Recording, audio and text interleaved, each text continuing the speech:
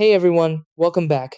If your Shark air purifier is stuck showing 0, don't panic. This doesn't mean your air is perfect or that the purifier is broken.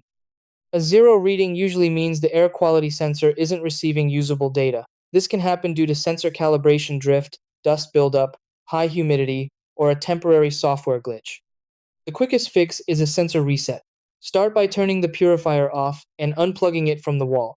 Leave it unplugged for about 30 seconds to fully clear the system. Then plug it back in and press and hold the power button for 10 to 15 seconds. This forces the sensor to recalibrate. After the reset, give the purifier a few minutes to sample the air and see if the numbers return. If your Shark purifier connects to Wi-Fi, open the Shark Clean app and run the sensor calibration feature. This step corrects most false 0 readings caused by software sync issues. Once calibrated, place the unit in a well-ventilated room and avoid corners or humid areas like bathrooms.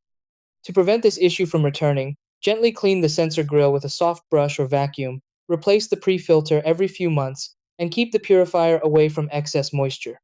If the display still shows 0 after resets and cleaning, the sensor itself may be faulty and should be checked under warranty by Shark support.